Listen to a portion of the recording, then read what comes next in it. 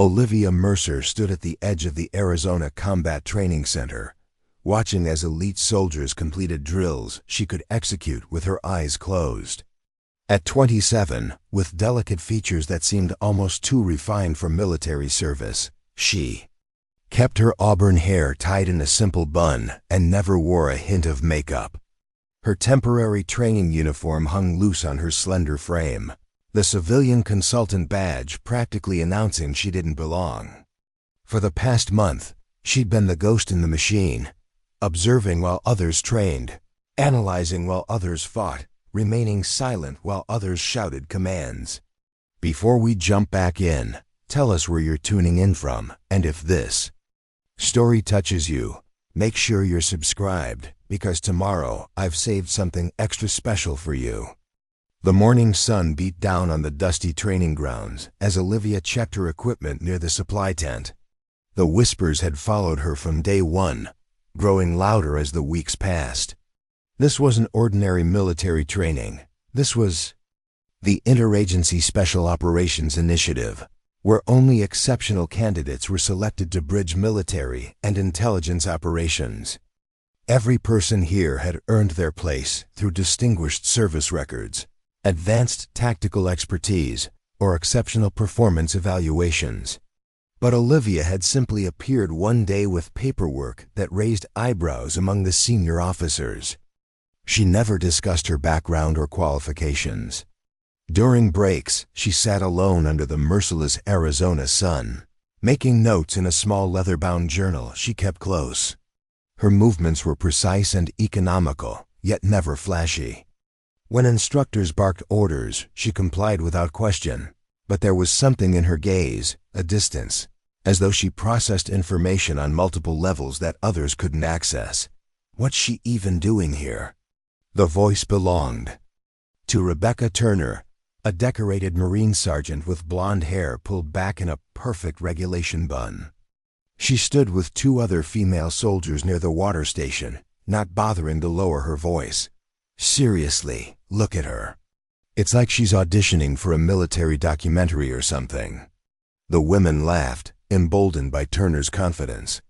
Corporal Diana Walsh, with her athletic build and perpetual scowl, joined in. I bet she can't even complete the basic obstacle course. She'd probably collapse after the first wall. Their laughter grew sharper, more pointed.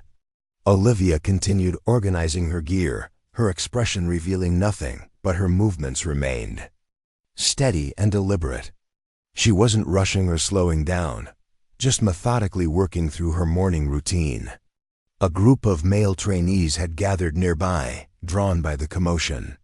One of them, a broad-shouldered man named Michael Reynolds with arms covered in military-themed tattoos, studied Olivia with undisguised skepticism.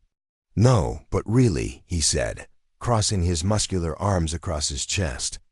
"Who approved her for this program? Someone's daughter getting special treatment?" His comment drew nods and murmurs of agreement from the others. Another soldier, younger with a fresh crew cut that suggested recent basic training, shook his head in disgust. "This is supposed to be elite training. We're talking about national security, and they bring in someone who looks like she belongs in a university library."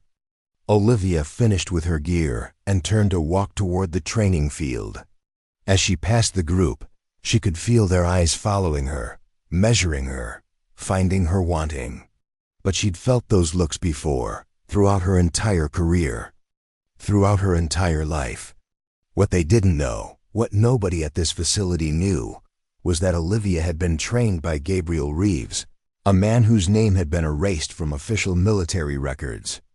Reeves had personally selected her for Operation Obsidian Shield 4 years ago, a mission so classified that officially it never existed. Only 7 people in the world knew the complete scope of what it entailed. 7 people went in. Only 1 returned. Olivia still woke up some nights hearing the voices of the 6 who didn't make it back. Still felt their absence like phantom limbs she'd learned to function without. But she carried their memory with her, literally tattooed between her shoulder blades where no one could see unless they forced her to reveal it. As she walked toward the training field, Olivia sensed the tension building behind her. Today felt different. The air was charged with anticipation, like the moments before a thunderstorm. Today, someone would push too far, and the careful balance she'd maintained for weeks was about to shatter. The morning sun had already climbed high, promising a day that would test everyone's limits. Around her, other candidates chatted nervously or completed last-minute preparations. Word had spread that today's exercises would determine who continued in the program and who went home.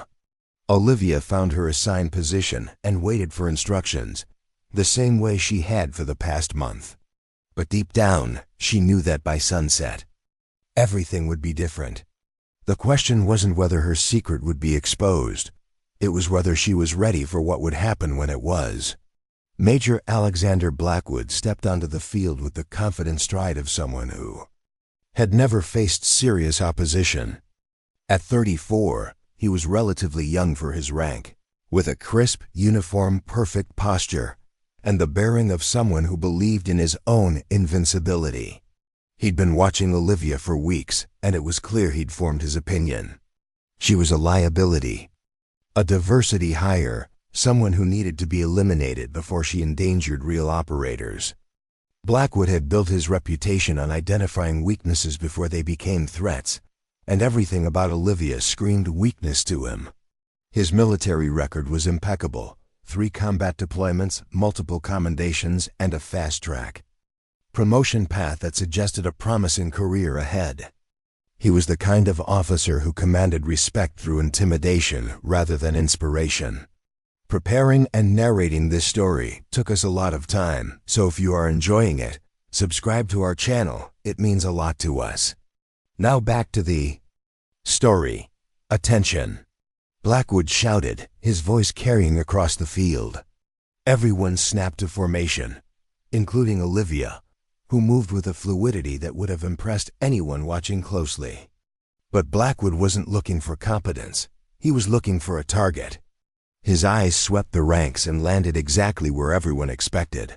Mercer, front and center. Olivia stepped forward without hesitation. She didn't ask why. She didn't look around for support. She simply moved, her boots making almost no sound on the hard-packed earth, despite her quick approach. When she reached Blackwood, she stood at attention, her eyes focused on a point just over his shoulder. The entire field had gone quiet. This felt like a moment everyone had been anticipating, whether they admitted it or not. Blackwood circled her slowly, like a predator sizing up its prey. "Tell me something, Mercer," he said, his voice carrying that particular tone officers use when they're about to make an example of someone. "What exactly do you think gives you the right to wear that uniform?" He gestured at her training gear, the temporary uniform that all civilian consultants were issued. "This isn't a costume party. This isn't dress up. This is the United States military, and that uniform represents something." Olivia remained at attention, her breathing steady, her expression neutral. Inside, however, she was calculating. She'd faced interrogations before, situations where the wrong response meant death. This was just another test, another moment where she had to decide how much to reveal. Blackwood was just getting started. "Look around you," he continued, raising his voice to ensure everyone could hear. "Every person on this field has earned their place here. They've sacrificed, they've bled, they've proven themselves worthy of wearing that uniform." He stopped directly in front of her, close enough that she could smell his cologne and see the tiny scar above his right eyebrow. "But you just showed up one day with some paperwork, and now you think you belong here?" The crowd was growing. Other instructors had noticed the commotion and were drifting over to watch.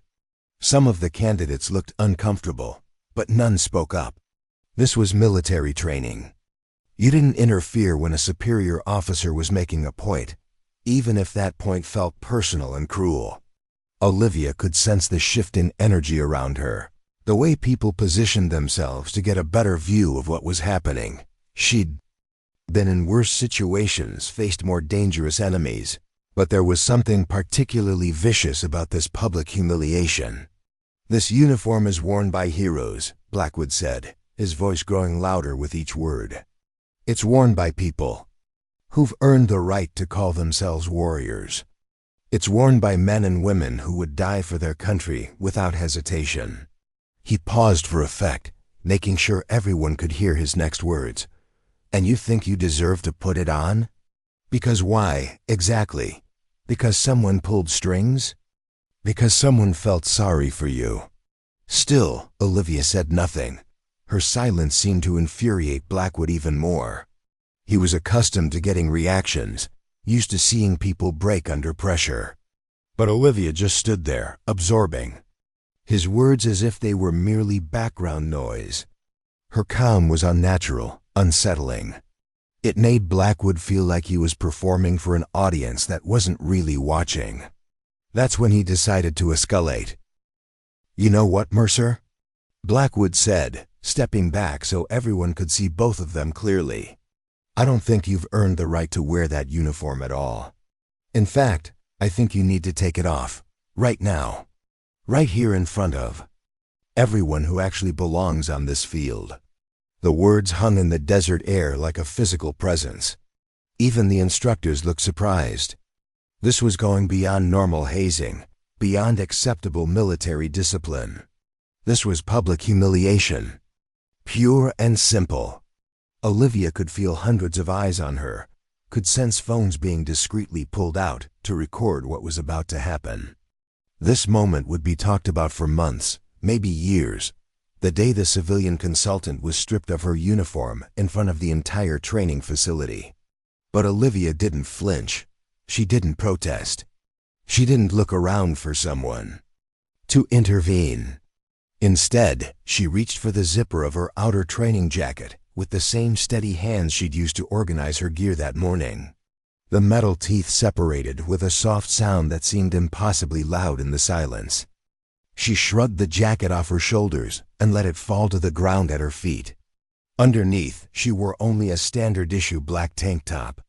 Her arms were lean but defined, marked with small scars that most would assume came from training. Accidents. But it wasn't her arms that caught everyone's attention. It was what they were about to see on her back. As Olivia turned slightly, adjusting her position in the desert heat, a tattoo became visible between her shoulder blades. Not just any tattoo, a specific design that made several of the older instructors take a sharp breath. The Phantom Legion.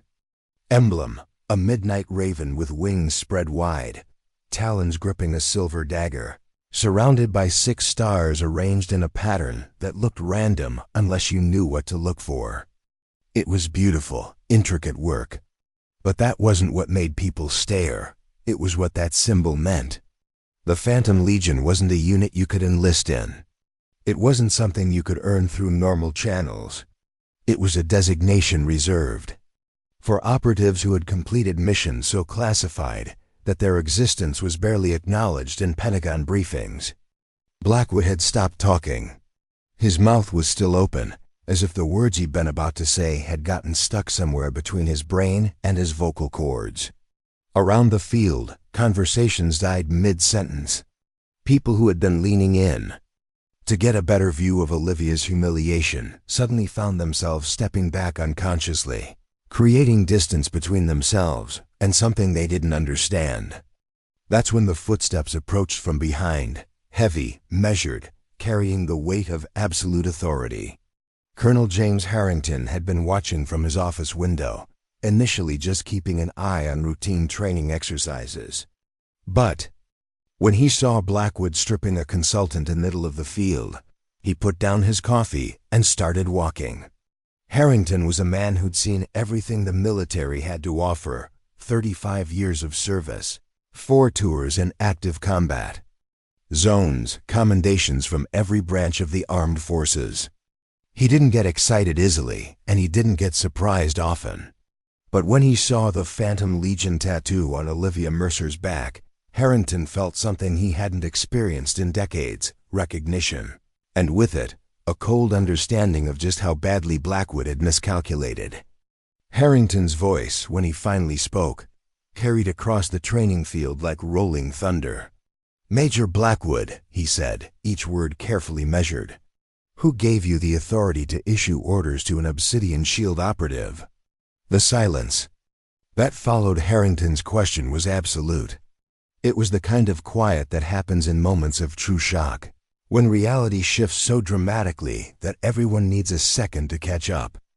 Blackwood turned toward the colonel, his face cycling through confusion, recognition, and finally dawning horror. Obsidian Shield wasn't just a classified operation. It was a legend, the kind of mission that got whispered about in secure briefing. Rooms referenced in documents that required clearance levels most people would never achieve. Harrington continued walking until he was standing directly between Blackwood and Olivia. He was a tall man, 6'3", with shoulders that strained the seams of his dress uniform, but he moved with surprising grace. His eyes never left Blackwood's face.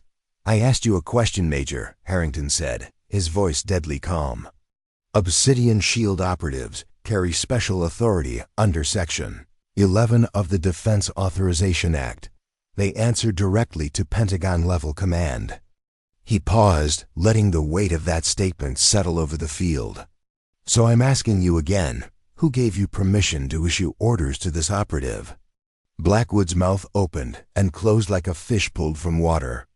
Around the field, people were starting to put pieces together.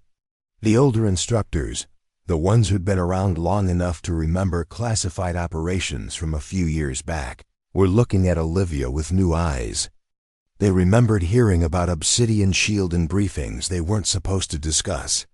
They remembered being told that details were compartmentalized at the highest levels.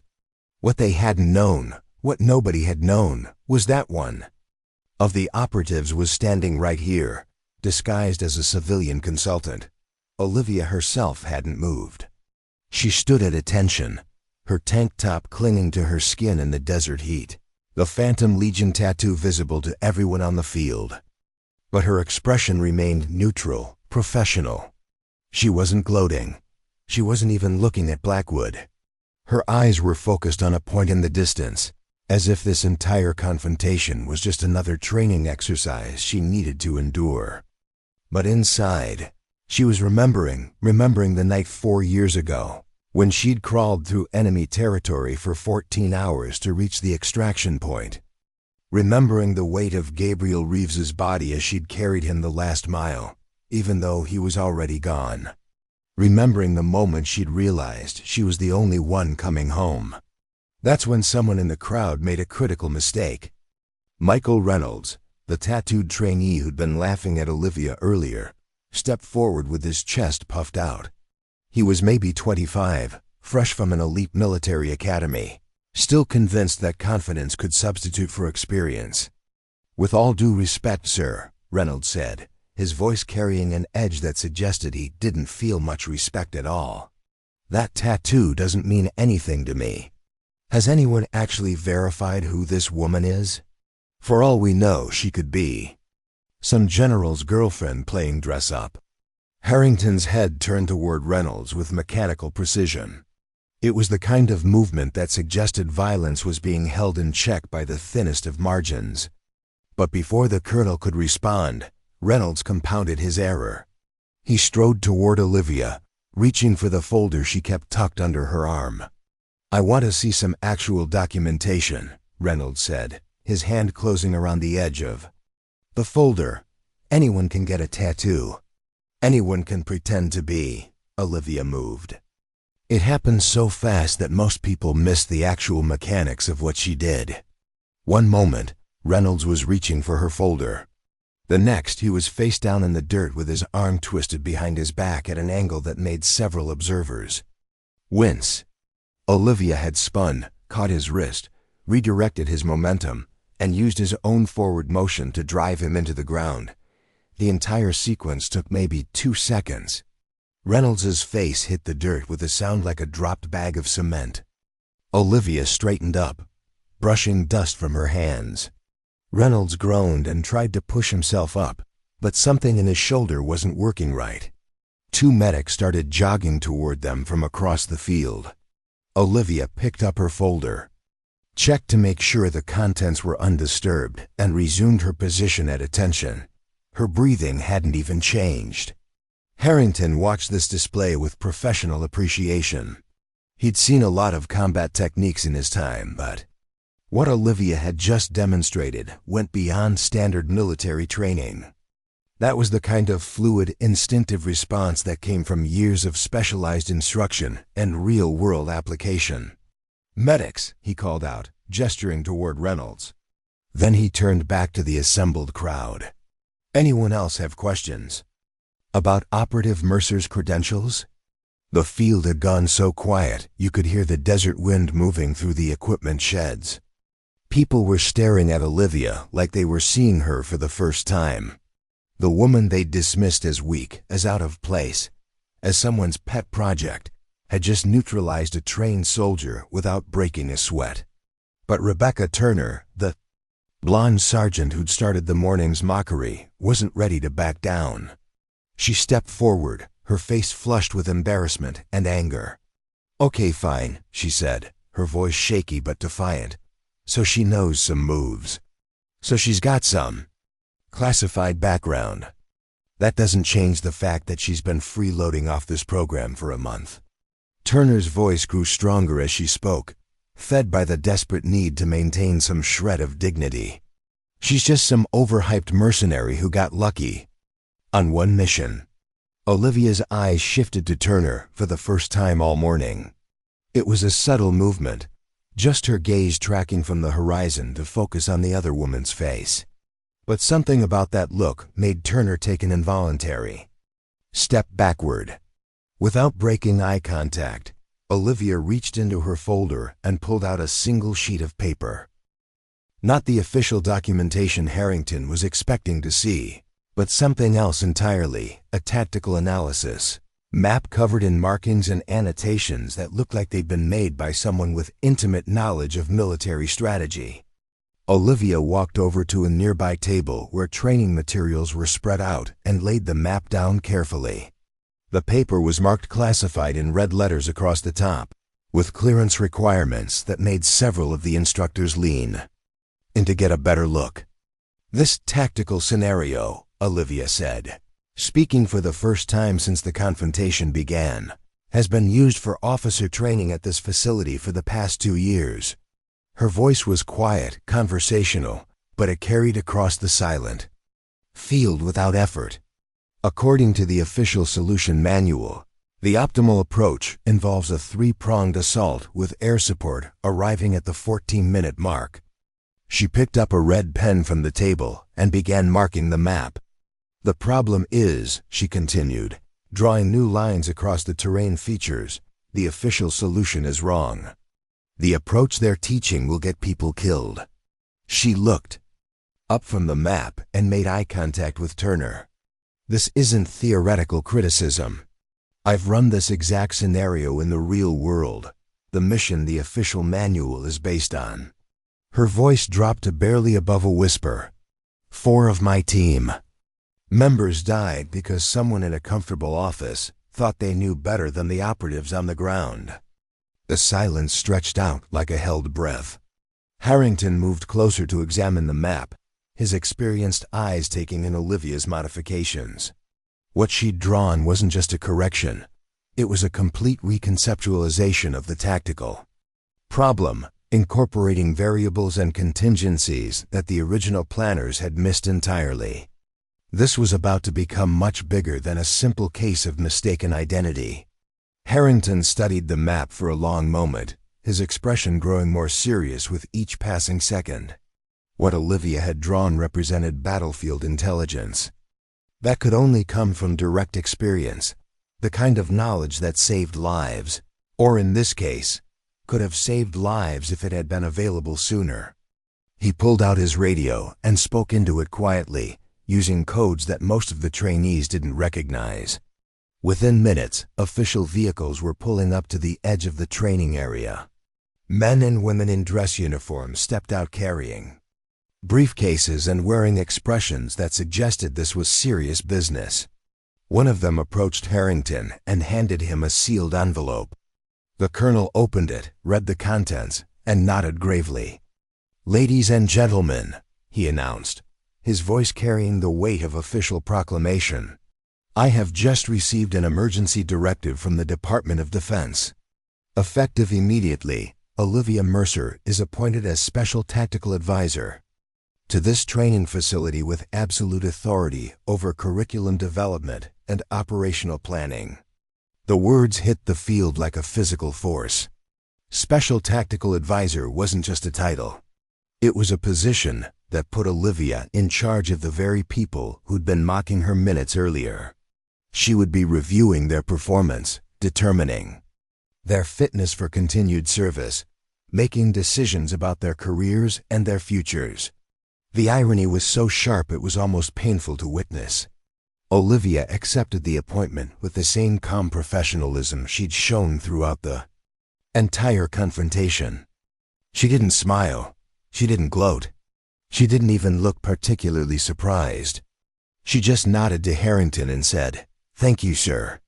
I'll do my best to improve the effectiveness of this program." But her first order of business was already clear. She turned to face the assembled trainees, her eyes moving methodically across their faces. When she spoke, her voice carried a new authority that made everyone straighten unconsciously. "The training scenarios you've been practicing are based on outdated intelligence," she said.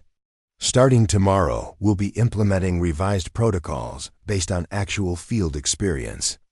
The survival rate for missions conducted under the current training model is unacceptable." She paused, letting that statement sink in.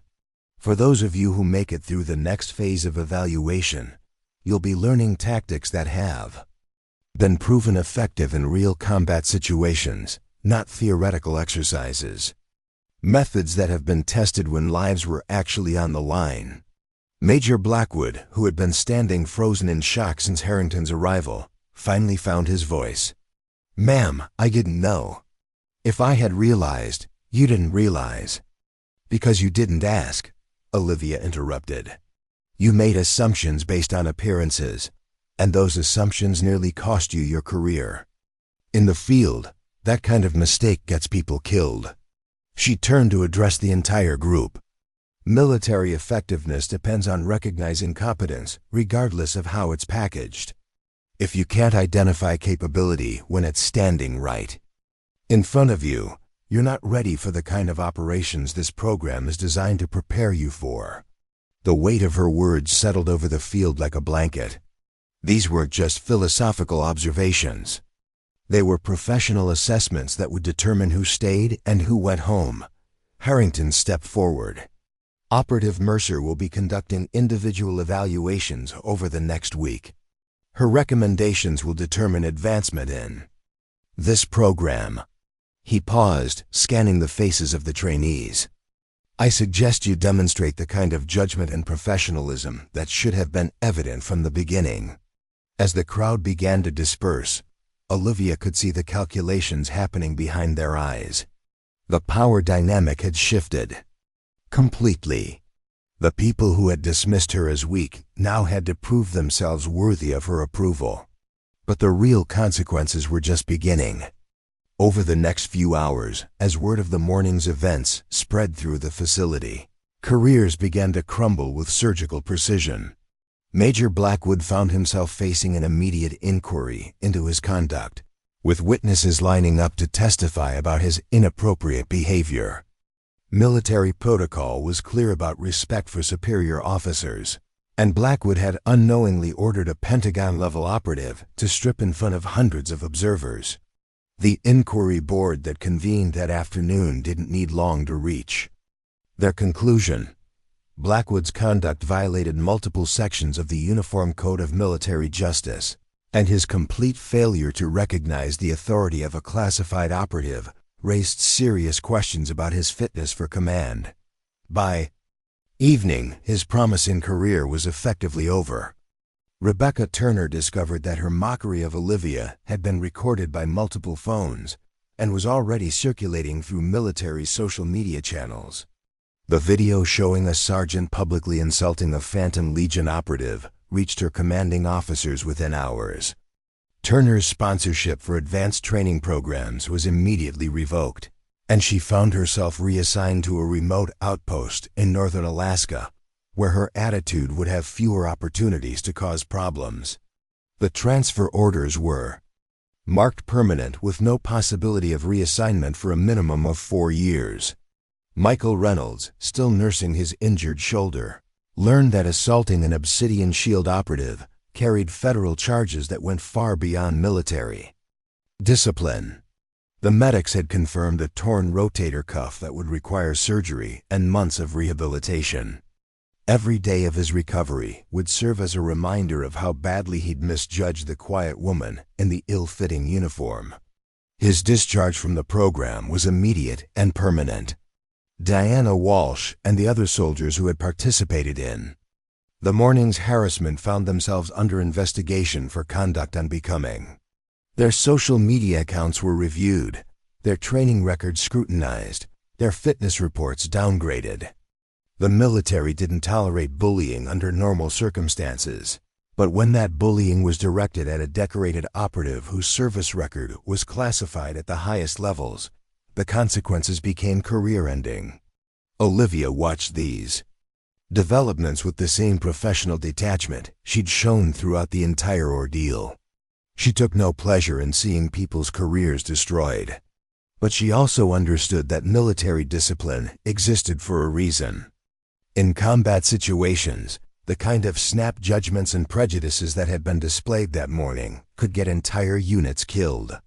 Better to identify and eliminate those weaknesses during training than to discover them when lives were on the line, but the most significant changes were yet to come.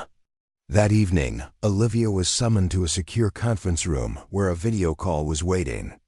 The faces on the screen represented the highest levels of military command, generals and admirals whose decisions shaped national security policy.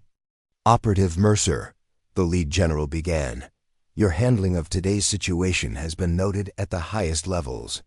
The tactical analysis you provided has already been forwarded to training facilities across all branches of the military.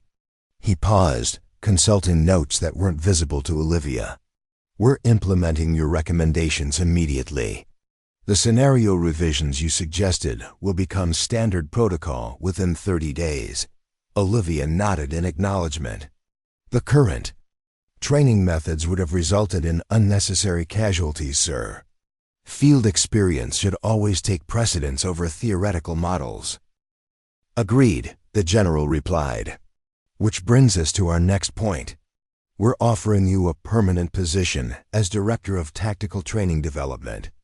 You'd be responsible for reviewing and updating combat training protocols across all special operations units.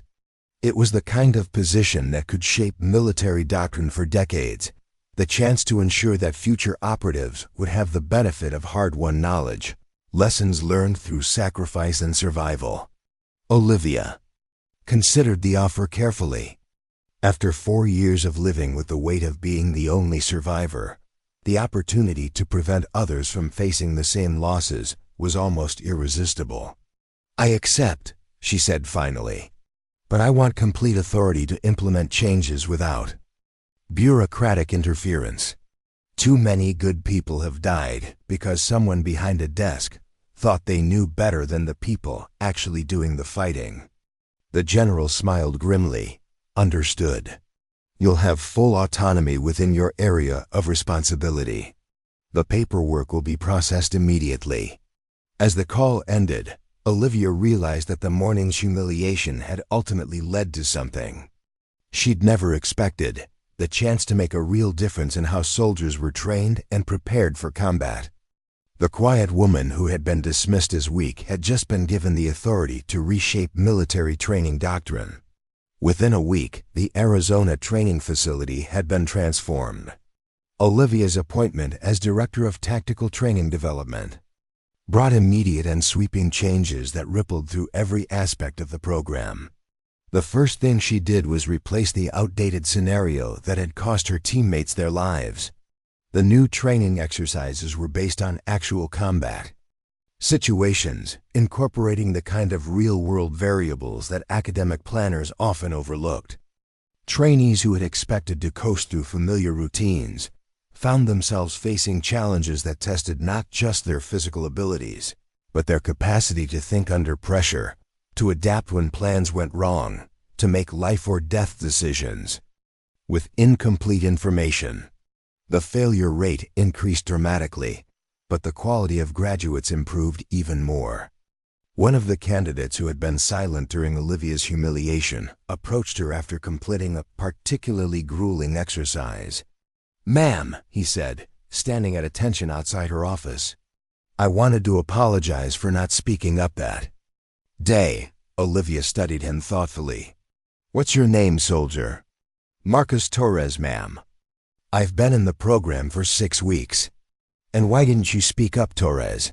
He hesitated, choosing his words carefully. "I didn't want to draw attention to myself.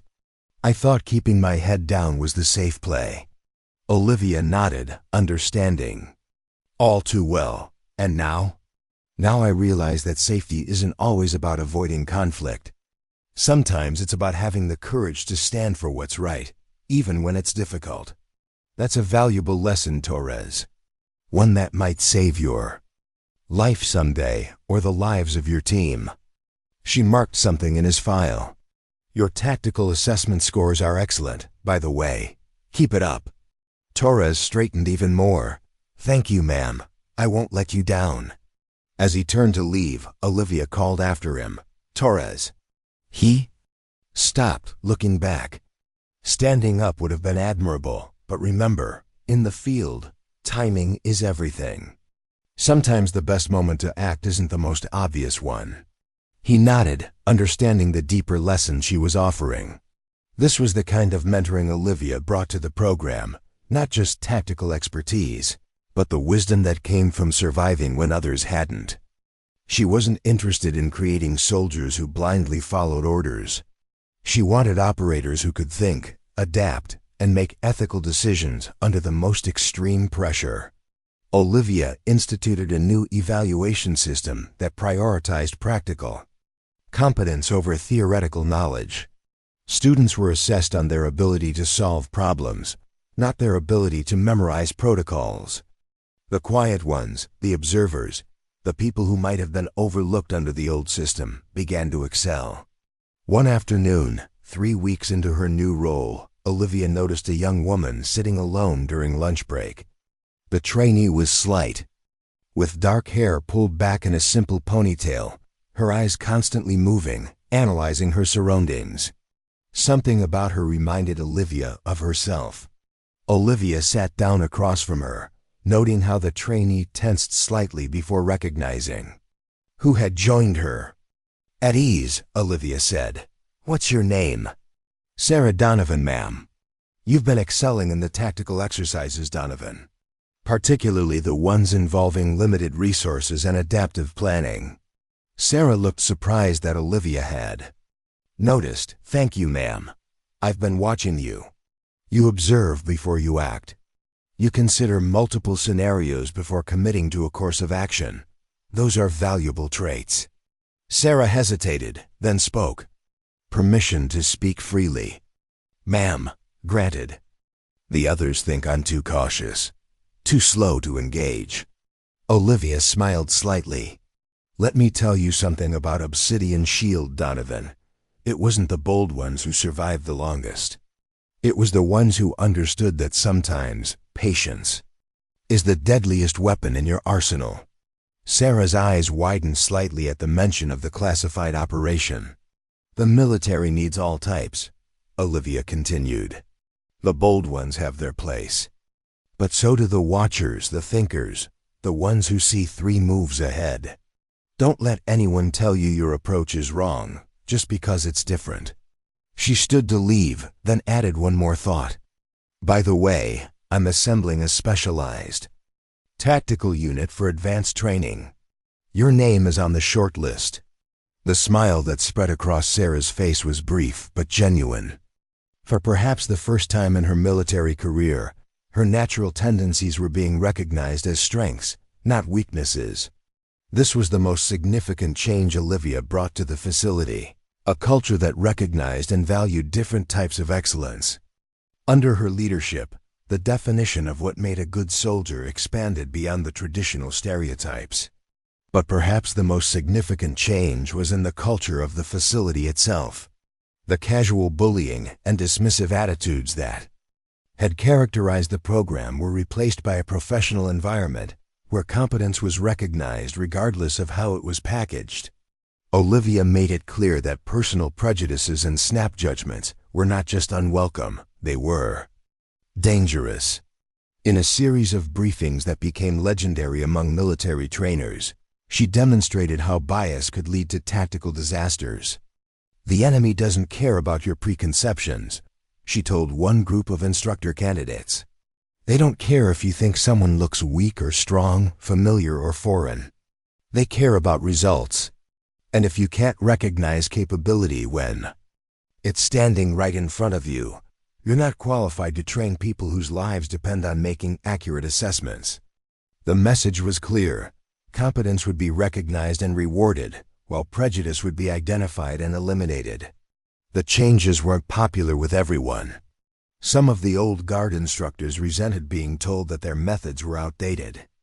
A few trainees who had expected to advance based on connections or appearances found themselves failing evaluations they thought would be routine.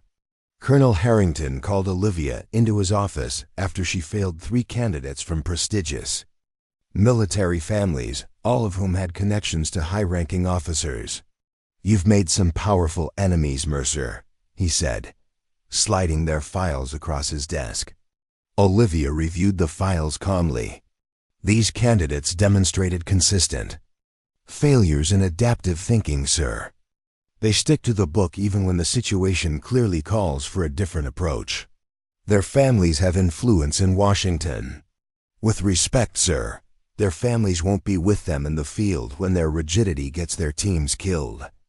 Harrington studied her for a long moment, then nodded. "I'll back your decision, but be prepared for pushback."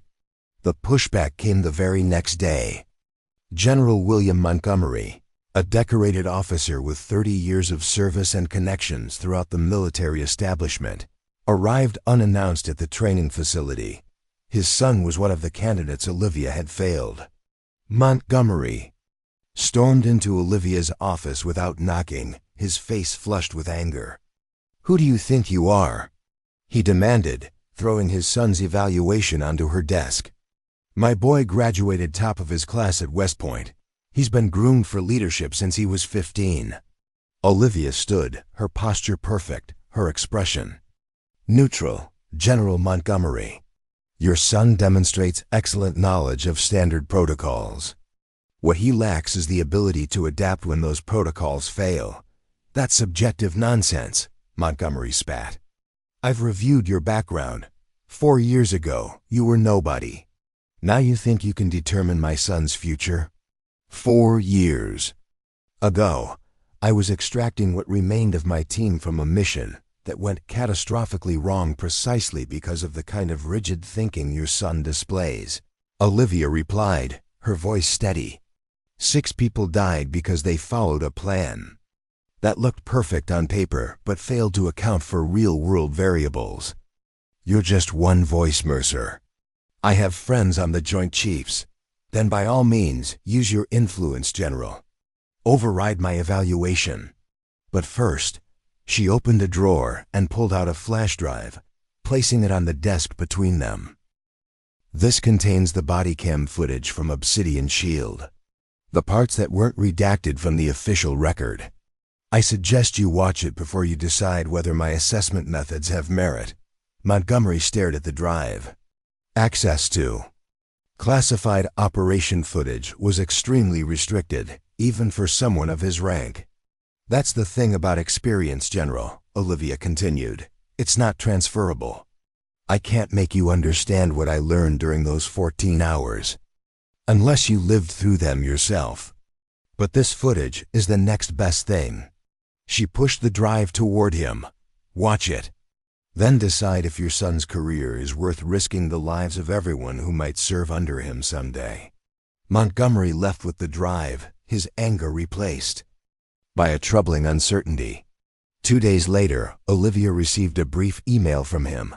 Evaluation stands. Recommend additional training before reassessment. This was the pattern that defined Olivia's first month as director.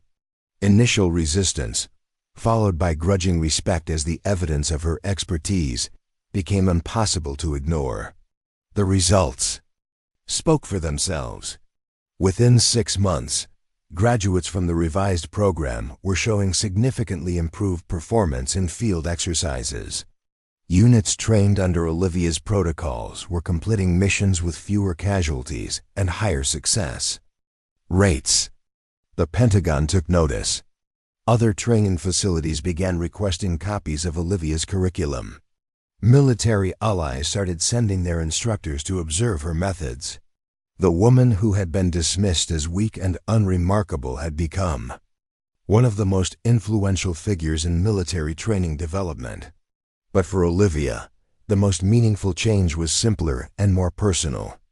One night, in the small hours when the facility was quiet, she found herself standing in the memorial garden where plaques honored those who had fallen in service to their country.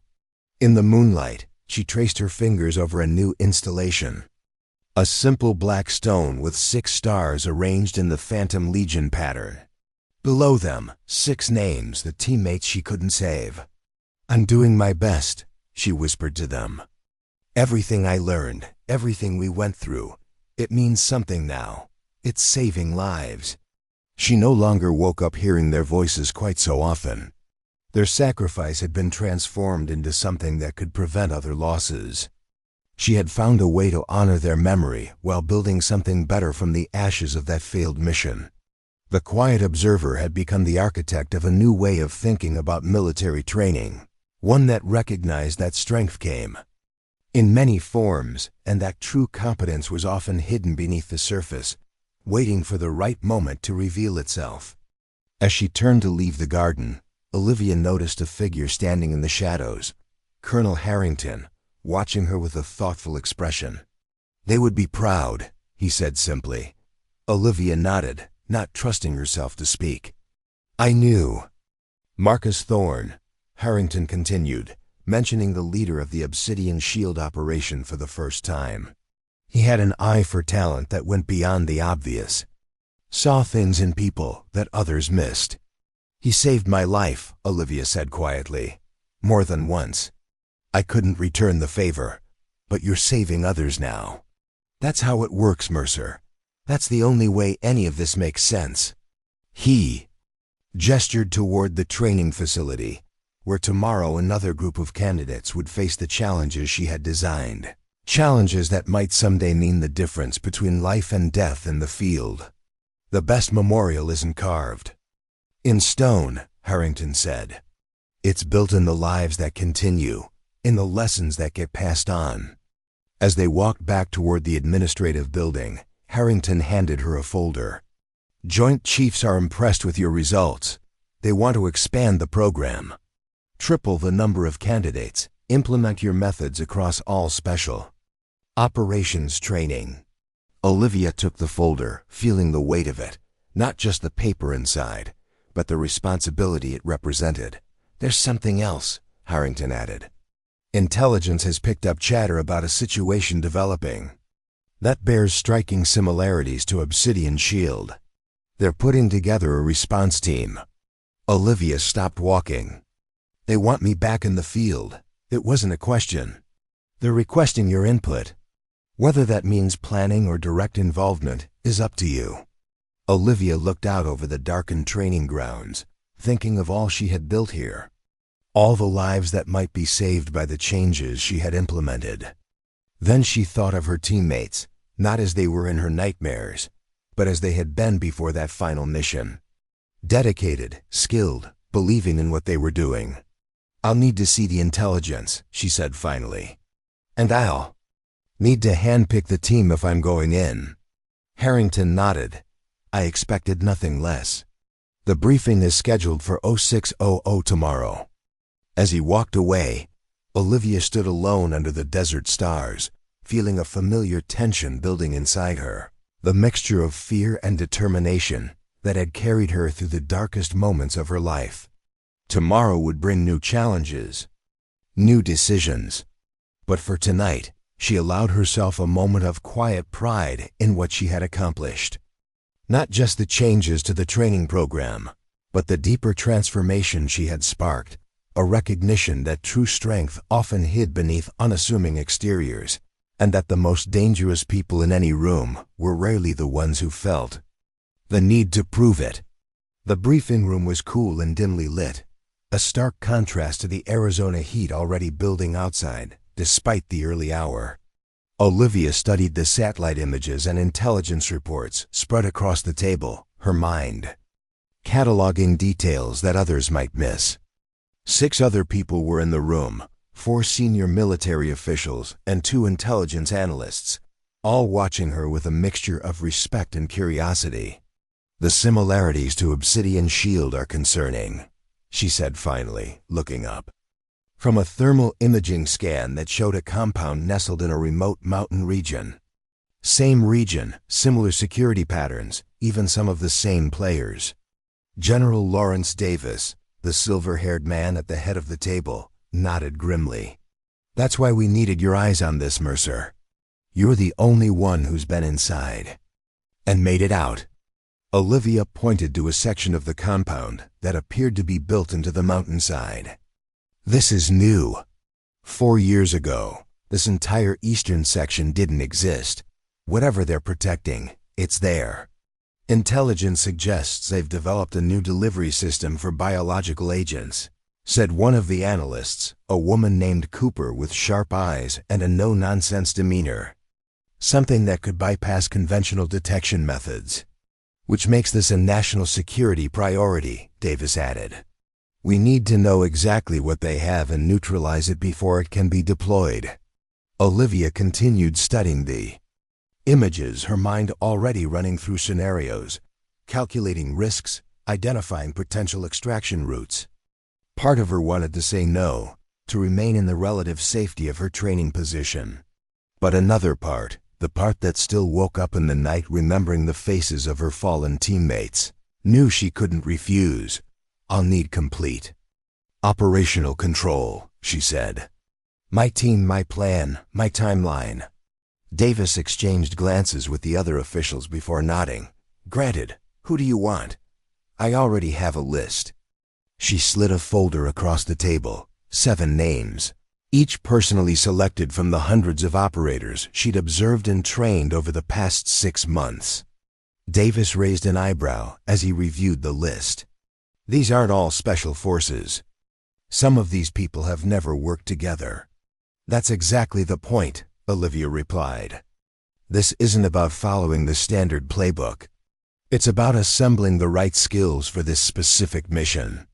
Every person on that list has something unique to offer." "Your call," Davis said, closing the folder. "They'll be notified immediately. How soon can you be ready to deploy?" 72 hours. I need time to prepare them." As Olivia left the briefing room, she felt a weight settling onto her shoulders, not just the responsibility of the mission, but the knowledge that she was walking back into the same darkness that had nearly consumed her 4 years ago. This time, however, she wouldn't be following someone else's plan. This time she would be leading. The next morning, 7 individuals arrived at a secure training facility 50 miles from the main base. None of them knew why they'd been summoned, or what connection they had to each other. They gathered in a converted aircraft hangar, standing awkwardly in small groups, exchanging curious glances. Olivia entered precisely at 0800, dressed not in her usual uniform, but in tactical gear that marked her as an active operator, rather than an instructor. The room fell silent immediately. "You're here because each of you possesses skills critical to a classified operation," she began without preamble. "Some of you I've trained personally. Others I've selected based on your service records. All of you have demonstrated qualities that set you apart.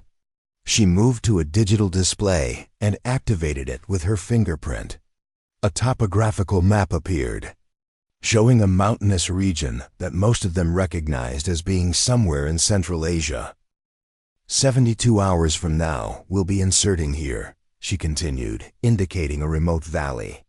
The mission is to infiltrate a research facility, confirm the presence of a biological weapon, secure all related data, and neutralize the threat.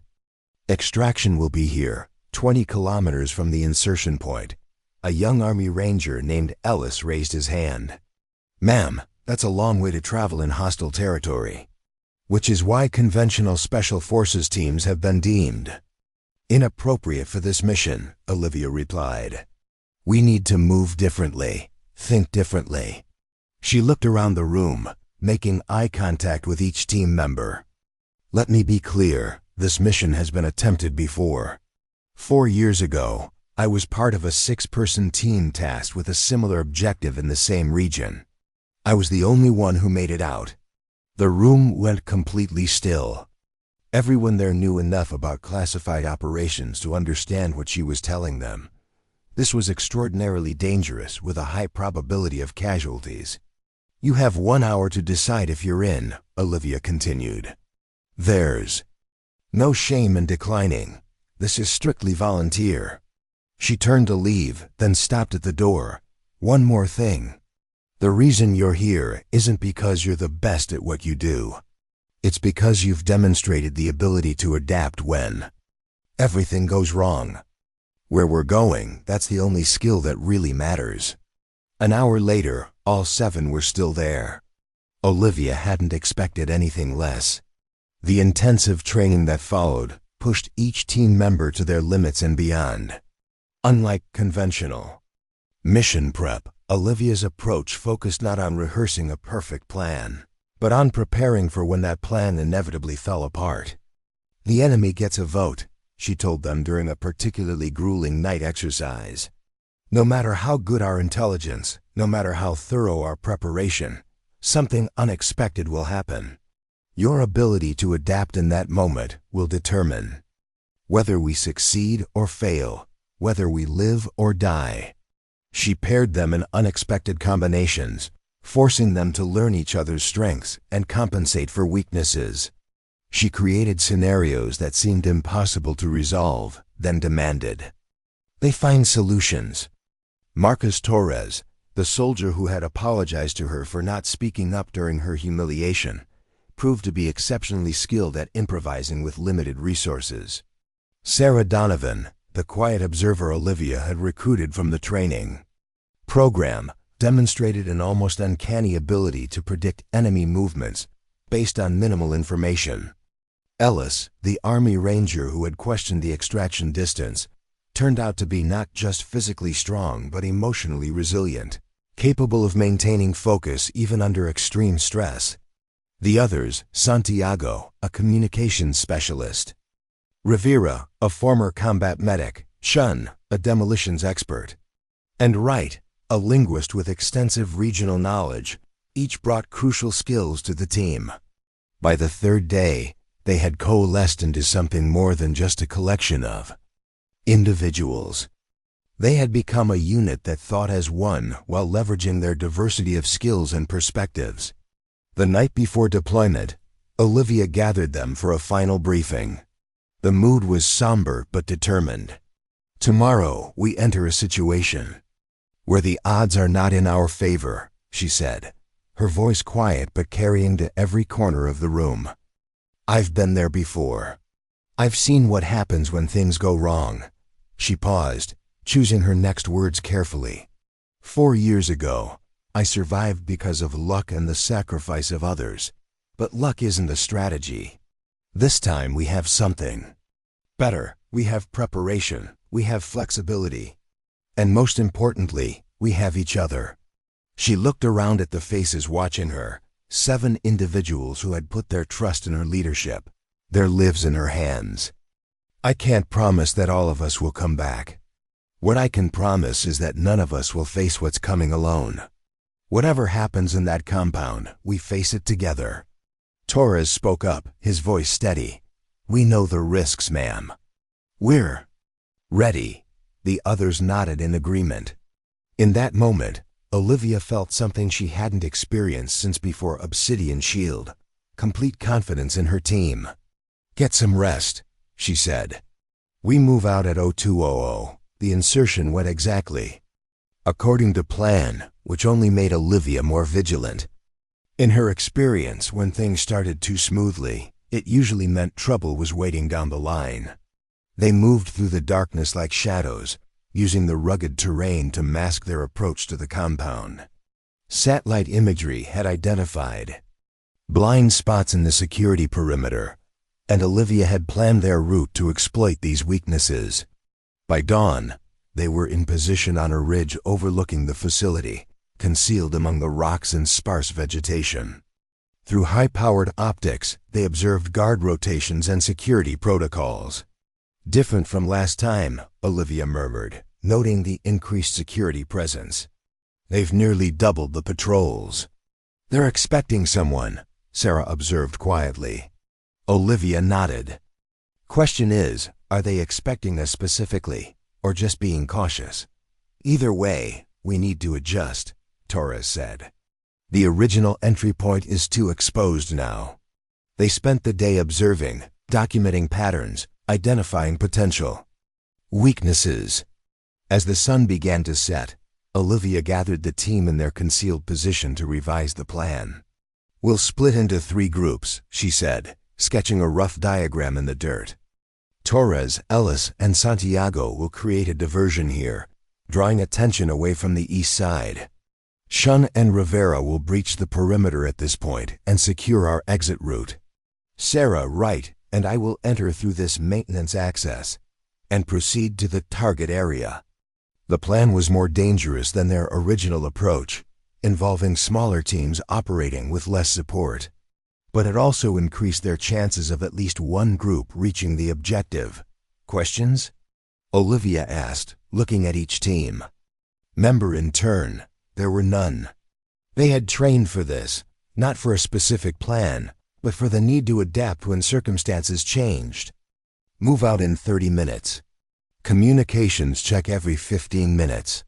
If any team misses 2 consecutive checks, assume they've been compromised and proceed accordingly."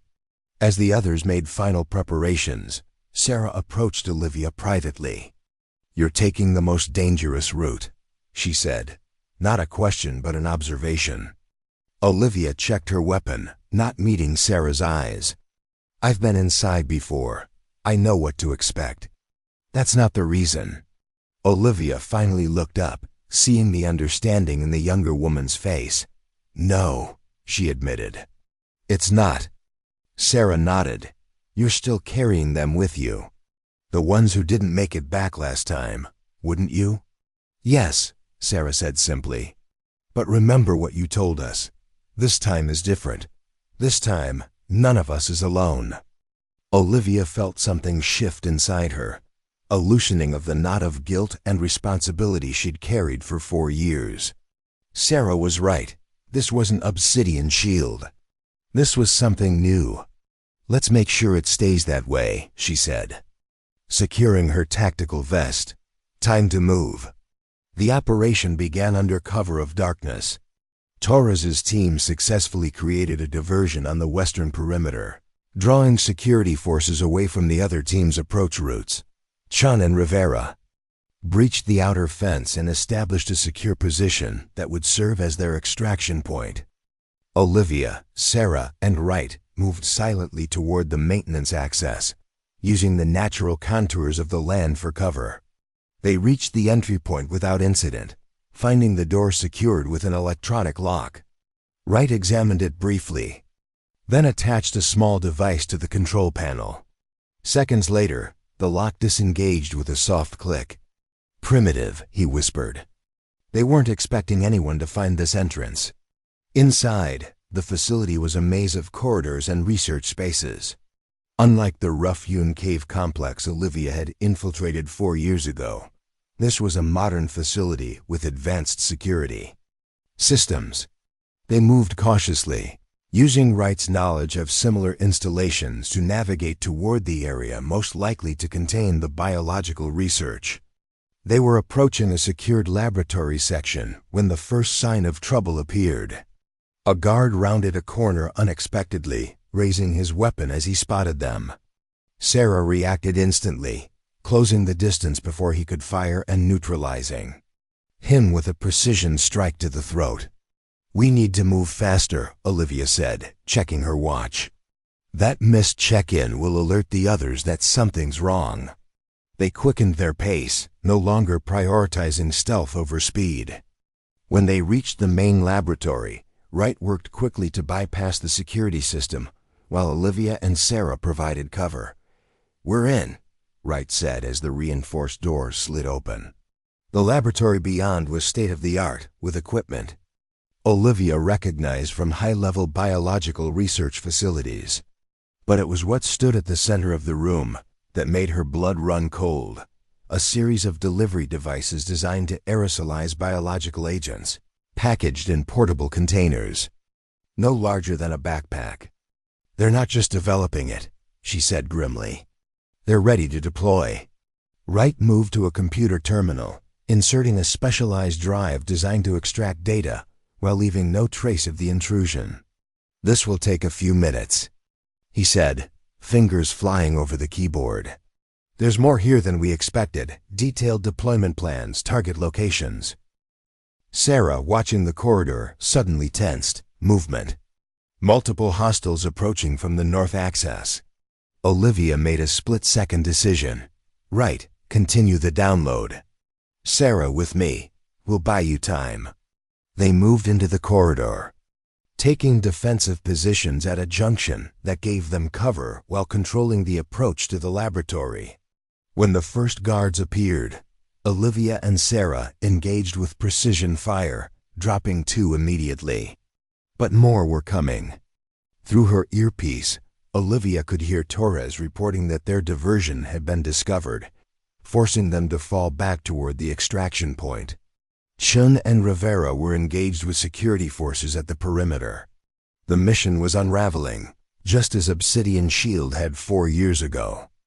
"Download complete," Wright's voice came through the comm. "I have everything.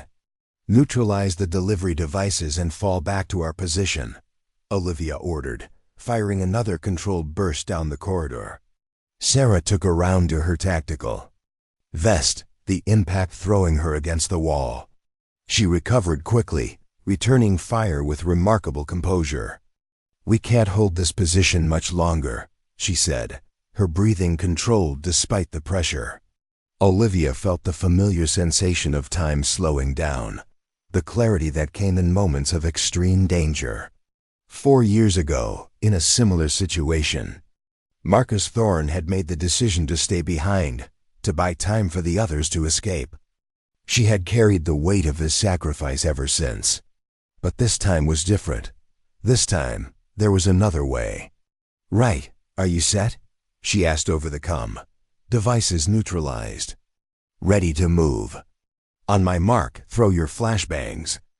And fall back to junction. C will create a moving defense all the way to the extraction point." The plan was risky. Rather than holding a position until it was overrun, they would execute a fighting retreat, using the complex's layout to funnel pursuers into prepared killing zones. "Torres, what's your status?" Olivia asked, reloading her weapon. "We've regrouped with Chun and Rivera at the extraction point, facing moderate resistance, but holding. Be ready to cover our approach in approximately 10 minutes. Olivia looked at Sarah, seeing the determination in the younger woman's eyes. "Together," Sarah said, echoing Olivia's words from the night before. "Together," Olivia confirmed. "Mark." The coordinated flashbangs temporarily blinded and disoriented their pursuers, giving the 3 operators precious seconds to fall back to the next defensive position.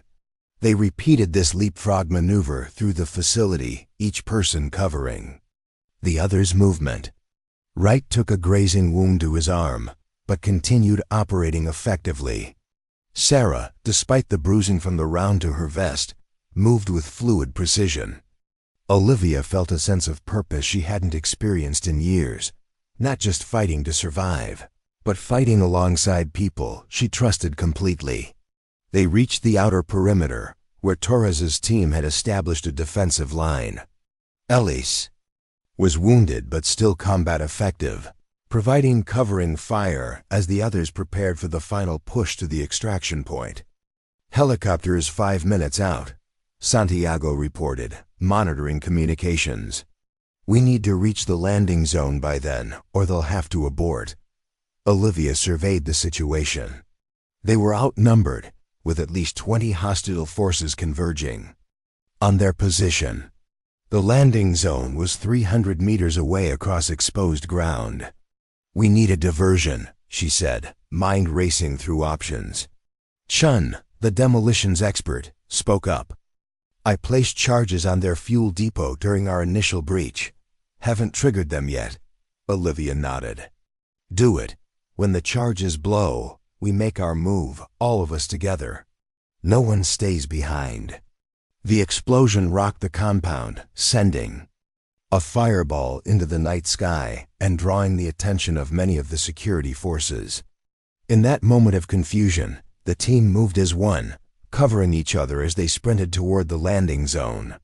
Bullets kicked up dirt around them, but their suppressive fire kept the pursuers at bay.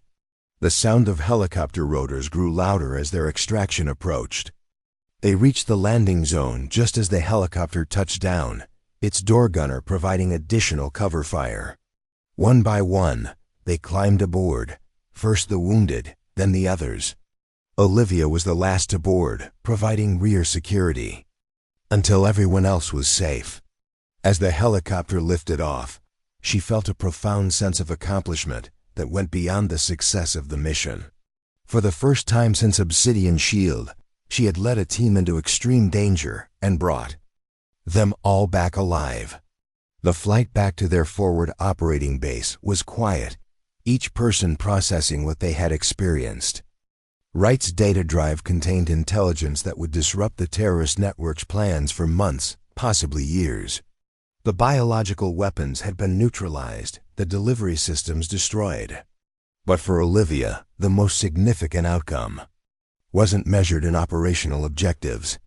It was the fact that she was surrounded by 7 faces, tired, dirty, some injured, but all alive. As the helicopter flew through the darkness, Sarah caught her eye from across the cabin and gave a small nod of understanding. This mission hadn't erased the past, but it had created something new, a template for how operations could be conducted, how teams could be built, how leadership could function when lives were on the line. The quiet woman who had been humiliated in front of her peers had just redefined special operations tactics. And she had done it not by following the established playbook, but by trusting her own experience, by valuing different kinds of strengths, by building a team that complemented rather than duplicated each other's abilities. As the lights of the forward operating base came into view, Olivia allowed herself a moment of quiet pride. The ghosts of Obsidian Shield would always be with her, but they no longer defined her. She had honored their memory not through vengeance or recklessness, but through excellence, by becoming the kind of leader who brought people home. 3 years after that night in the mountains, Olivia Mercer stood before a congressional committee, presenting her annual report on special operations training effectiveness. The statistics projected on the screen behind her told a compelling story. Casualty rates down by 35%, mission success rates up by 42%, and a new generation of military leaders who understood that effectiveness came in many forms. But the numbers only told part of the story. The real transformation had been cultural. The military had learned to look beyond superficial indicators to recognize that the quiet observers might be the most lethal operatives in the room. Training programs across all branches had adopted Olivia's core principle: never underestimate someone based on how they look or how they present themselves. The Phantom Legion tattoo on her back had become legendary in military circles, a symbol of hidden strength. A reminder that true power often remained concealed until the moment it was needed most. Military tattoo artists reported a surge in requests for similar designs, though few of the people who wore them had earned the right to display the original. The traditional profile of special operators is evolving, Olivia explained to the committee members, who listened with rapt attention. We're identifying and developing talent that would have been overlooked under previous systems. Senator Elizabeth Chambers, a former military officer herself, leaned forward. Can you give us a specific example of how this new approach has improved operational outcomes? Olivia nodded. 3 months ago, a hostage situation developed at one of our embassies in Southeast Asia. Under the old model, we would have deployed a standard tactical team, all with similar training, similar physical profiles, similar approaches to problem solving. She clicked to the next slide, showing a satellite image of an embassy compound. Instead, we deployed a team that included a former chess prodigy who could anticipate the hostage-taker's moves, a linguistic specialist who detected subtle dialects that revealed the terrorists' regional origins, and a behavioral analyst who correctly predicted their reactions under pressure. The result was all hostages rescued with minimal casualties on either side.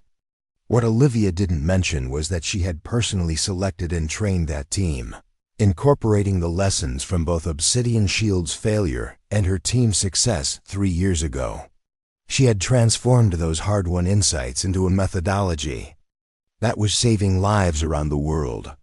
As the committee meeting concluded, General Davis, now the chairman of the Joint Chiefs of Staff, approached her in the hallway. "Impressive presentation," he said, falling into step beside her. "The secretary wants to meet with you."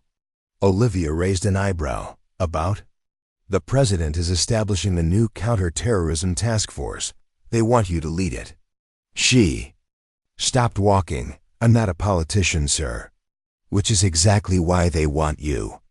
No political agenda, just proven results." Davis handed her a folder stamped with the presidential seal. "The details are all in here.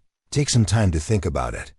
Olivia's office at the Pentagon was modest but functional, decorated with commendations and photos from training facilities around the world. But the most prominent item was a simple framed photograph, 8 people in tactical gear, taken just before their mission 3 years ago. All of them smiling at the camera, confident in their abilities and their leader. Unlike the Obsidian Shield photo that had haunted her for years, this one represented not loss but achievement, the proof that her methods worked, that different kinds of excellence could be combined to create something exceptional. As she studied the president's proposal, Olivia found herself thinking about how far she had come from that morning in Arizona, when Major Blackwood had ordered her to strip in front of everyone. That moment of public humiliation had ultimately led to a complete transformation of how the military identified and developed talent. A knock at her door interrupted her thoughts. "Come in," she called. Sarah Donovan entered, now a captain with her own impressive record of achievements. After the mission 3 years ago, Sarah had become one of Olivia's most dedicated protégés, helping to implement the new training methodologies across multiple branches of service. "Am I interrupting?" Sarah asked, noticing the folder on Olivia's desk. "Not at all. What brings you by?" "I wanted you to be the first to know. The Phantom Legion program has been officially approved. First class starts next month." Olivia couldn't help but smile. The Phantom Legion, her brainchild, a specialized training program designed to identify and develop unconventional talent for the most sensitive operations. After 2 years of bureaucratic battles and resistance from traditional military leadership, it was finally happening. "Congratulations," she said. "Who's commanding the training cadre?" Sarah straightened slightly. "They've offered it to me, but I wanted your blessing before I accepted." Olivia studied the younger woman thoughtfully. Sarah had grown tremendously over the past 3 years, not just in skill and experience, but in confidence. She was no longer the quiet trainee who had been overlooked by her peers. She had become a leader in her own right, respected for her tactical insight and calm decision-making under pressure. "You don't need my blessing, Sarah. You've earned this on your own merit." "Maybe, but I wouldn't be here without you." Sarah gestured to the chair across from Olivia's desk. "May I?" Olivia nodded, and Sarah sat down, leaning forward with unusual intensity. "I've been thinking a lot about that day in Arizona," Sarah said, "when Blackwood tried to humiliate you in front of everyone." "Ancient history," Olivia replied, though they both knew it was more than that. "It was the catalyst that had changed everything, is it? Because I see the same patterns playing out in other contexts. People dismissed because they don't fit the expected profile. Talent overlooked because it doesn't announce itself loudly enough." Sarah's passion was evident in her voice, her normally reserved demeanor giving way to genuine conviction. "The Phantom Legion isn't just another special operations unit," she continued. "It's a statement about what matters in warfare, not appearance or conformity, but capability. Not who shouts the loudest, but who observes the most carefully. Not who looks the part, but who can actually perform when everything is on the line." Olivia smiled at Sarah's intensity, recognizing in it echoes of her own journey. "You know what the hardest part of leading Phantom Legion will be?" she asked. Sarah shook her head. "Convincing people who've been overlooked their entire careers that they're actually exceptional, that the very qualities that made them seem unsuitable in traditional contexts are exactly what make them valuable in this new paradigm." "How did you overcome that?" Sarah asked. "When you were training us for that mission 3 years ago, how did you get us to believe we could succeed where a traditional team had failed?" Olivia considered the question carefully.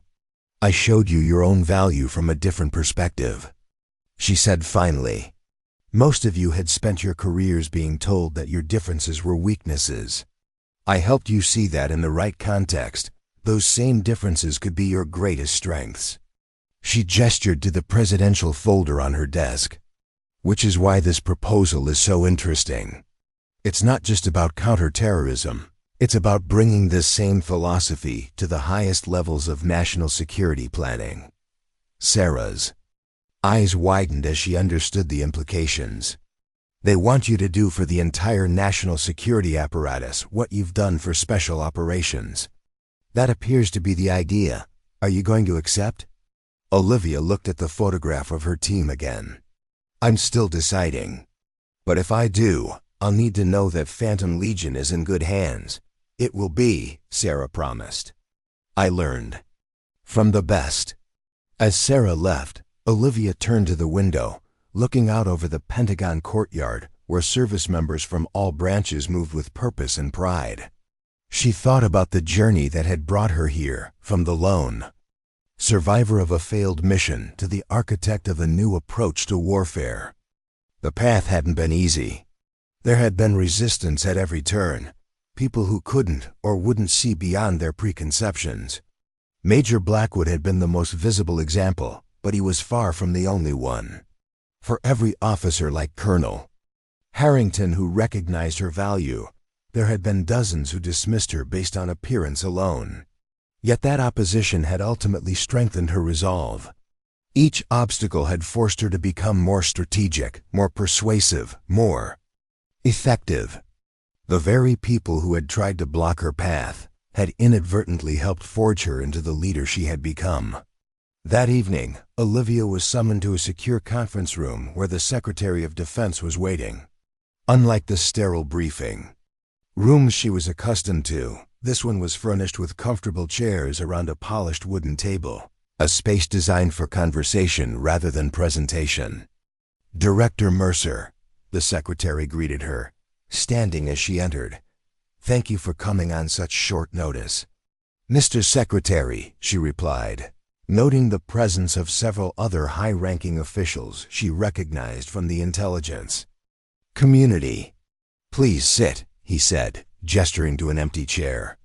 "I understand General Davis shared our proposal with you earlier today." "He did," It's an interesting concept. The secretary smiled slightly. But you have reservations. I'm a field operative and a trainer, sir. Politics isn't my area of expertise.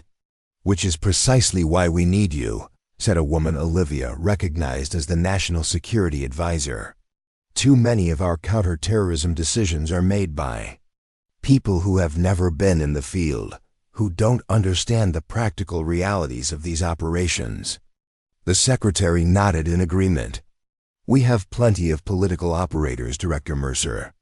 What we lack is someone who can cut through the theoretical debates and identify what actually works. Based on your record, added the CIA director, you have an extraordinary ability to recognize effective approaches that others miss. That's a perspective we desperately need at the strategic level. Olivia studied each face around the table, reading the sincerity in their expressions. This wasn't a token appointment or a political maneuver. They genuinely wanted her expertise. The task force would have real authority, she asked. Not just advisory capacity. Direct operational oversight for all counterterrorism activities across agencies, the secretary confirmed. With a direct line to the president for time-sensitive decisions. Olivia considered the implications. This wasn't just an opportunity to influence policy. It was a chance to fundamentally reshape how the nation approached its most complex security challenges. To bring the lessons of Obsidian Shield and everything that followed to the highest levels of government. I have one condition, she said finally.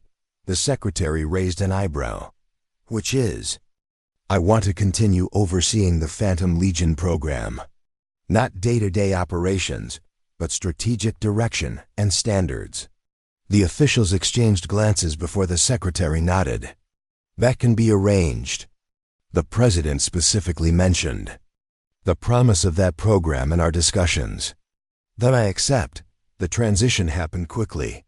Within weeks, Olivia found herself leading the newly formed Joint Counterterrorism Command, with authority that crossed traditional agency boundaries. Her appointment was met with predictable resistance from entrenched interests, but also with surprising support from field operatives who had seen the effectiveness of her methods. Her first official act was to assemble a team that reflected her philosophy, diverse in background, experience, and perspective. Like the team she had led 3 years ago, these individuals weren't chosen for their similarity, but for how their differences complemented each other. Among them was Marcus Torres, now a major with an impressive record of innovative tactical solutions. His ability to improvise with limited resources had saved lives in multiple operations since their mission together. There was also Daniela Rivera, the former combat medic who had accompanied them that night. Her insights into how stress affected decision-making had proven invaluable in subsequent operations. Olivia's office in the newly established JCTC headquarters was larger than her Pentagon space, but similarly functional. She had brought few personal items, but the team photograph held a place of honor on her desk, a reminder of what was possible when the right people came together with clear purpose. Her first major test came 3 months into her tenure. Intelligence identified a coordinated attack being planned against multiple targets across the country, a complex operation that crossed jurisdictional boundaries and presented unprecedented challenges. The traditional response would have involved separate agencies working their own angles, sharing information reluctantly, if at all. But Olivia had created a different approach, integrated teams drawing on expertise from across the government, focused on the problem rather than institutional turf. The key vulnerability is in their communication structure, explained a former NSA analyst who had been recruited specifically for her ability to identify patterns in seemingly random data.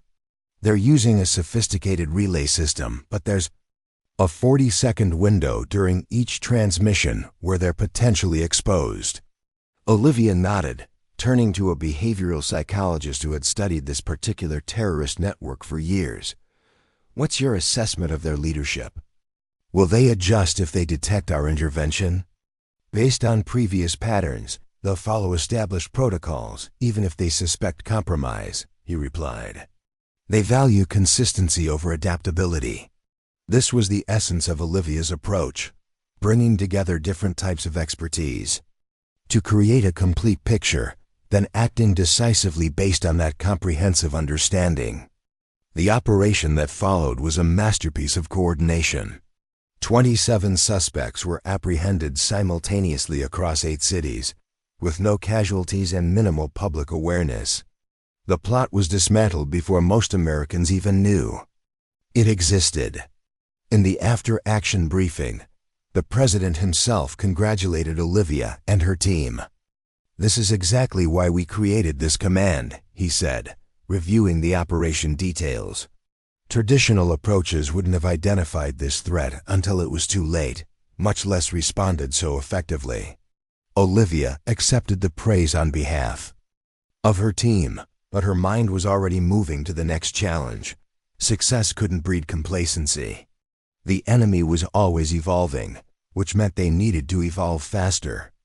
That evening, she visited the Phantom Legion training facility, now operating at full capacity under Sarah's leadership. The candidates moved through complex exercises designed to test not just their physical abilities, but their capacity to think creatively under extreme pressure. Watching from an observation platform, Olivia felt a profound sense of satisfaction. What had begun as her personal redemption, a way to honor her fallen teammates from Obsidian Shield, had grown into something far more significant. It had become a new way of thinking about national security, about human potential, about recognizing strength in unexpected places. Sarah joined her on the platform, observing the candidates with a critical eye. "Class is shaping up well, Olivia." "Noted. I see you've implemented the adaptive scenario framework."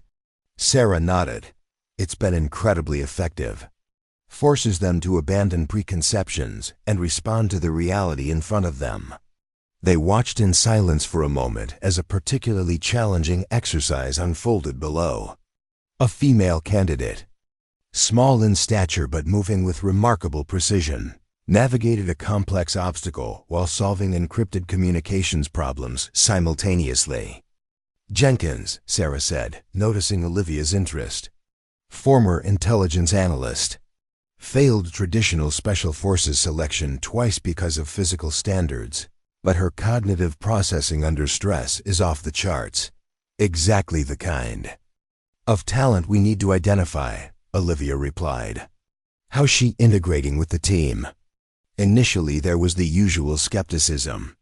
But after she saved their objective during the mountain exercise, by identifying a pattern no one else saw, they've come around. Now they listen when she speaks. Olivia smiled, recognizing the familiar pattern. It was the same journey she had experienced. Initial dismissal followed by grudging respect as competence became impossible to ignore. "The next deployment is in 3 weeks, Sarah continued. "Northern Africa. Complex situation requiring both tactical precision and cultural sensitivity." "They'll be ready," Olivia said with confidence. It wasn't blind optimism, but a statement based on evidence, the rigorous training, the careful selection, the proven methodology. As they left the observation platform, Sarah hesitated, then spoke. "I've been meaning to ask you something. That day in Arizona, when Blackwood ordered you to remove your jacket and everyone saw your tattoo, did you know that would happen? Was it part of a plan?" Olivia considered the question thoughtfully. "No, I never expected to be put in that position. But I had made a decision long before that day that if my cover was ever blown, I wouldn't fight it. I would let the truth speak for itself." "It changed everything," Sarah said. "Not just for you, but for all of us who didn't fit the traditional mold. You showed that strength doesn't always look the way people expect. That's the lesson of Phantom Legion," Olivia replied. "True capability often hides beneath the surface, waiting for the right moment to reveal itself." 5 years after that morning in the Arizona desert, Olivia Mercer stood in the rose garden of the White House. watching as the president presented the National Security Medal to the most recent class of Phantom Legion graduates. Among them was Jenkins, the analyst who had proven her worth despite initial skepticism. The Phantom Legion had become one of the most elite and respected units in the entire military structure. Their operations were classified at the highest levels, but their reputation for effectiveness had spread throughout the intelligence community. They were the team called in when conventional approaches failed, when the stakes were highest, when failure was not an option.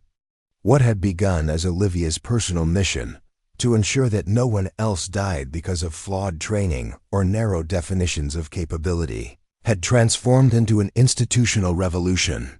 The military now actively sought out the quiet observers, the unconventional thinkers, the people whose strengths didn't fit neatly into traditional categories. As the ceremony concluded, Olivia found herself thinking about Major Blackwood, whose career had ended that day in Arizona. She had heard he was teaching high school ROTC somewhere in the Midwest, a humbling fall for someone who had once seemed destined for the highest ranks. Yet even he had served a purpose in this story. His attempt to humiliate her had instead revealed a truth that might otherwise have remained hidden. Sometimes the greatest catalysts for change came from unexpected sources, even from those who meant to do harm rather than good. Later that evening, Olivia hosted a small gathering in her home for the original team members who were still in service. Torres, Rivera, Sarah, Ellis, Chun, and Wright, all now in leadership positions of their own, all carrying forward the lessons they had learned together. As they shared stories and laughter, Olivia realized that this, ultimately, was her greatest achievement, not the program she had built or the operations she had led, but the people she had influenced. Each of them was now identifying and developing talent that might otherwise have been overlooked, creating a ripple effect that would continue long after her own career had ended. To the quiet ones, Torres proposed a toast, raising his glass. The watchers, the thinkers, the ones who see what others miss. To hidden strength, Sarah added, and the courage to reveal it when the moment is right. Olivia raised her glass with the others, feeling a sense of completion that had eluded her for so long. The ghosts of Obsidian Shield were finally at peace, their sacrifice honored not just through memorial, but through meaningful change. The woman who had been humiliated for not looking like a soldier had transformed what it meant to be one. The observer who had been dismissed as weak had redefined the very nature of strength. And in doing so, she had ensured that countless others would have the opportunity to show their true capabilities, regardless of how they appeared on the surface. The Phantom Legion tattoo on her back remained hidden beneath her clothing, but its meaning had spread throughout the military and intelligence communities. True strength didn't announce itself with blustering bravado. It waited, watched, and struck with precision when the moment was right. Olivia Mercer had learned that lesson in the harsh desert of Arizona, where prejudice and assumption had been stripped away to reveal the deadly competence that lay beneath a quiet exterior. The military had learned it too, and they were stronger for it. In the end, the greatest victories were often won not by those who looked the part, but by those who had earned the right to play it, whether anyone recognized them or not. The legend of the Phantom Legion lived on, carried forward by those who understood that appearances could be fatally deceiving, and that true strength was often hidden in plain sight, waiting for the right moment to change everything. Up next, you've got 2 more standout stories right on your screen. If this one hit the mark, you won't want to pass these up. Just click and check them out. And don't forget to subscribe and turn on the notification bell so you don't miss any upload. From us,